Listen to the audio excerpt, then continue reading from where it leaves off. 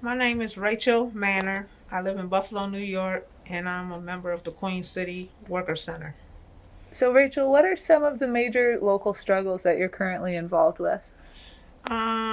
Concerns with unemployment, concerns with housing, and concerns with police and community interaction. And what would you say are some of the possible benefits of having a platform in common with other organizations in other places? Um, well, earlier I was discussing a possible letter writing campaign that would include concerns such as wages. Uh, why has it been removed out of the stimulus bill? And when it was in there, why was it going to not kick in until 2025? Why can't it be sooner?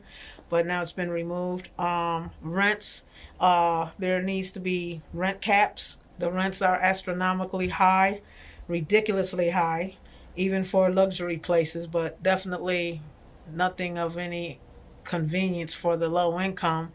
Housing for low income is another concern. I feel there's a common platform for worldwide, and we need to do away with the Fair Cloth Act.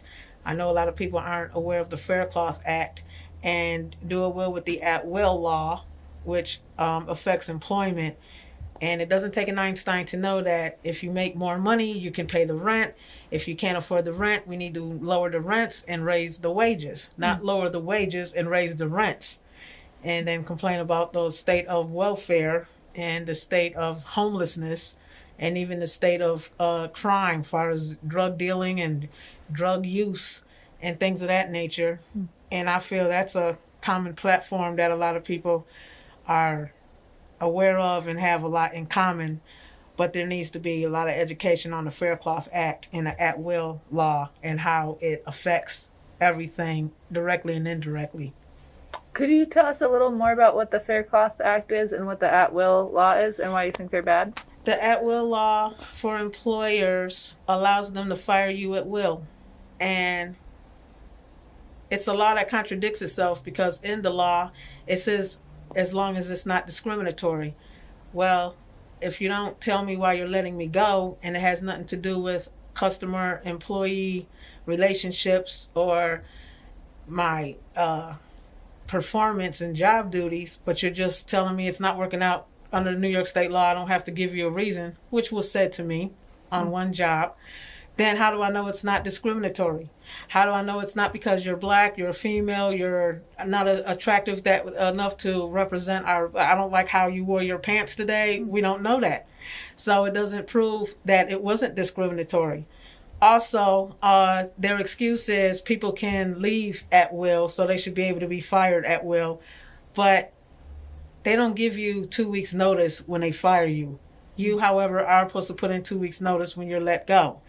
When you are let go or if you walk off the job, people come a dime a dozen. They can always take another application. But when they let you go for no reason and admit they're not giving you one, it's not easy for you to go back out there and find another job quick, thus putting people back in the unemployment lines or in the welfare lines to get emergency food stamps at the taxpayer's expense.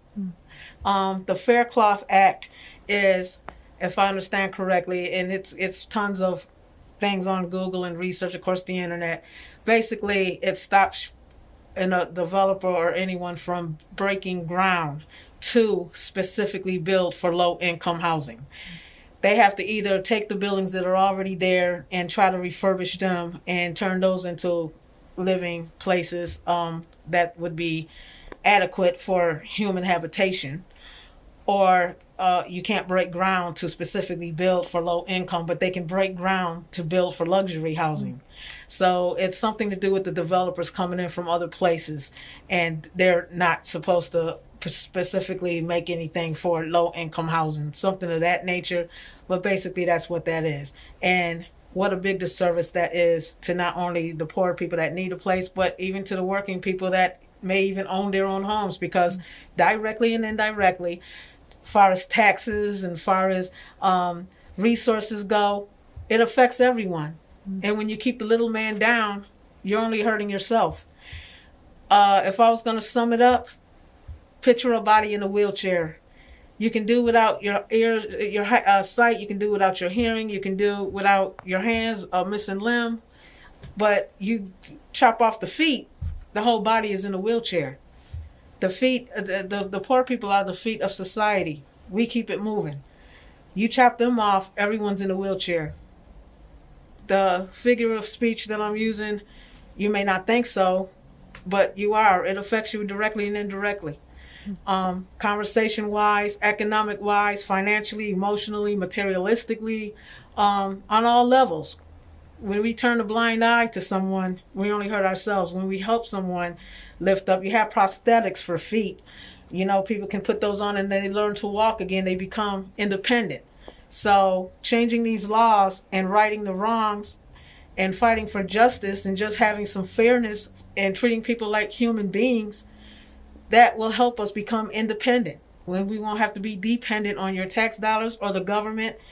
In other words, don't complain about the problem you're helping to keep alive. That's all we're asking for. We're asking for a fair chance. We're asking to be treated like humans. We're asking to have a purpose in life. And let go of your racism, your indifferences, your prejudices, all of that.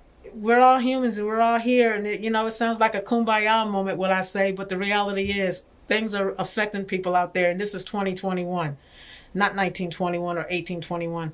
This is a shame that this is where we still are in 2021. So my goal is to work with people like the Queen City Workers Center, learn the ropes, learn what I can learn, be of assistance, be part of the problem, the solution and not the problem, and see where I can go. But that's some of the ideals I have. Thank you so much, Rachel.